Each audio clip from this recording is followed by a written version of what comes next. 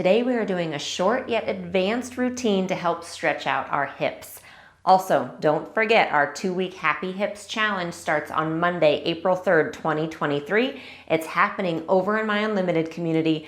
All the details are below. So today we are doing a routine to stretch out our hips, and this routine is going to include a little bit more of advanced moves, just meaning they're going to be a little more complicated and involve a little bit more flexibility to start. So this is the routine that I personally do to help with my hips. I have a lot of scar tissue going on from my endometriosis and my surgeries, so I do this exact routine regularly to help open that up. So we're going to start standing. We're gonna have our legs hip distance apart. Inhale, and then exhale, tuck your chin and roll yourself down one vertebrae at a time. Inhale once you get there, and then exhale, walk yourself out to a plank, and then take your hips up and back. So we're just gonna hang out here for a moment, dropping those shoulders away from our ears, dropping the heels down towards the ground, and then walk it out a little bit. So you don't need a warm-up before this routine. I'll do it sometimes at night before bed. That's when I tend to stretch out my hips. But you will find that you're a little bit looser and a little bit more mobile if you're slightly warmed up. So it's a great thing to add to the end of another workout, but it absolutely can be done on its own. All right, both heels down, and then drop your hips down and bring your left foot forward, okay? So you decide where it's gonna feel best to you. I want you leaning forward a little bit. I want that opening in the front of the right hip. And I want the left knee over the left ankle, okay? And then we're just gonna find ourselves up here, okay? So getting into that right hip flexor a little bit. You can use a chair or a wall for some balance if you need to. Taking some breaths. And then left hand is going to come down onto the ground. Right arm comes up and you lean over to the left. So feel like an inhale gives you some space, like in your ribs and your hips, and then the exhale helps you sink into it.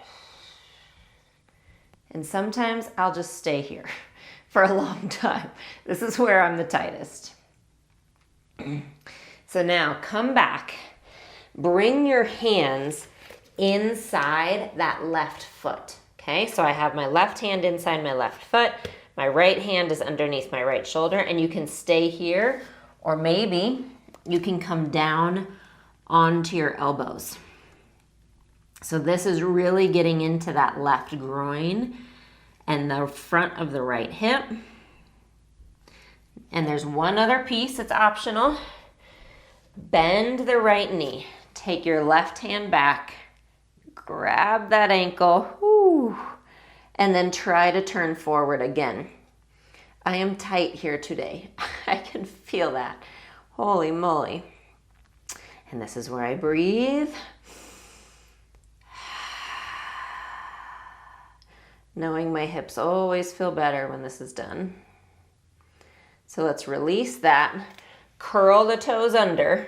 Lift the right knee, because you have to get that left foot back. Then knees down, and right foot comes forward. And we're going to do all of that on this side. So again, line up your right knee over your right ankle. And then come up into that hip flexor when you're ready.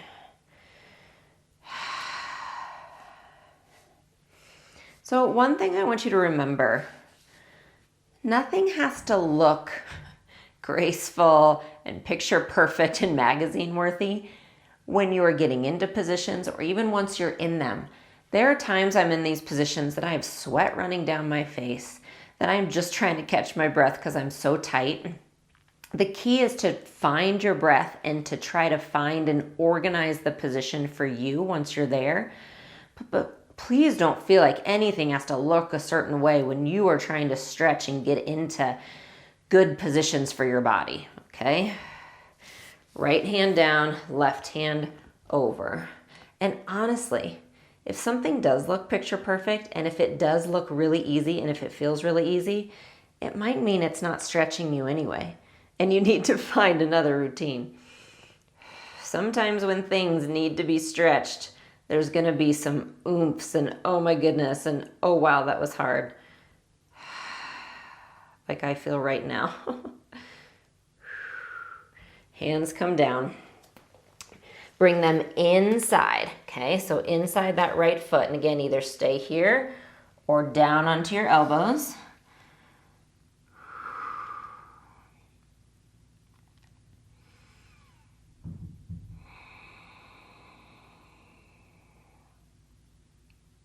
And then if you'd like to add a piece, you bend that left knee, reach the right arm back, grab the foot or ankle, and then try to rotate forward again.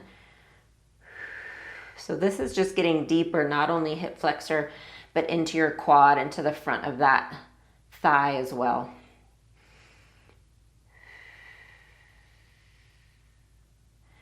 Good, slowly release.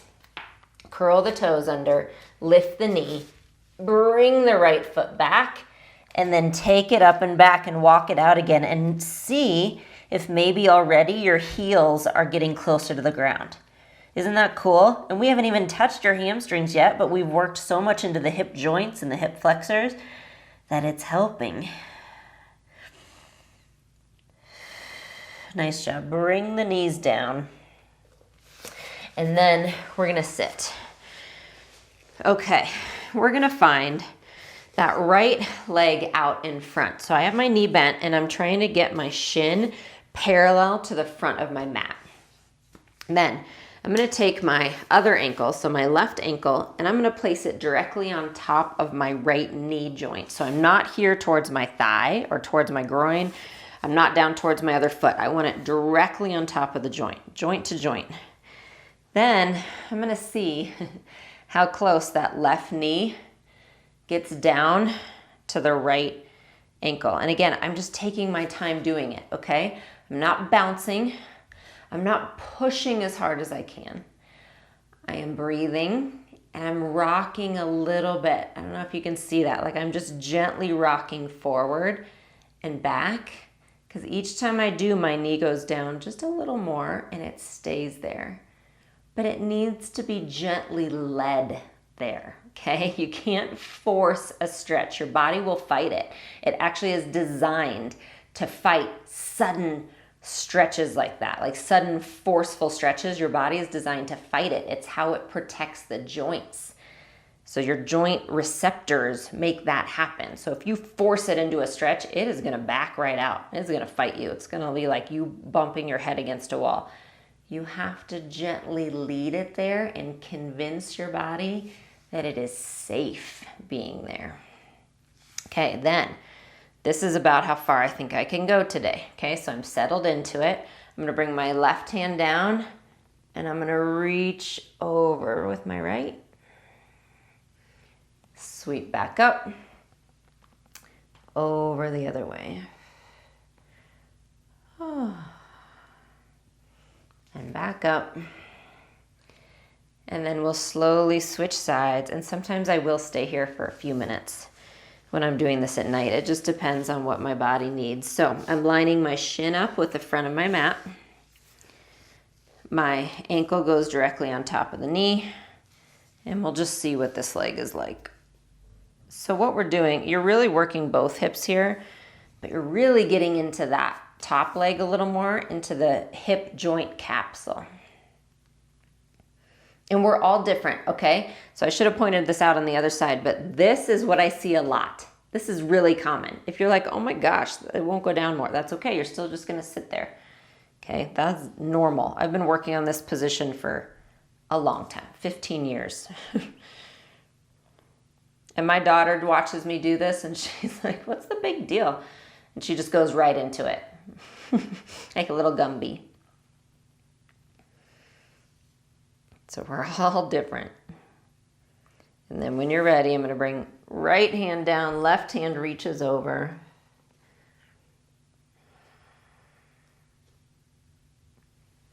And then other side.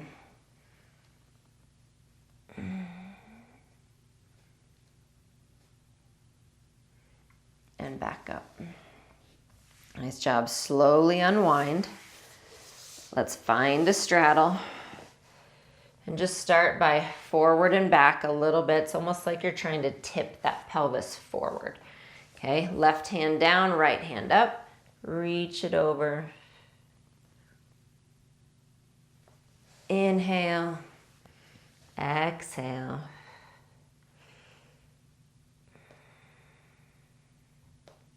Back to center. Inhale tall, and then exhale, walk your hands forward.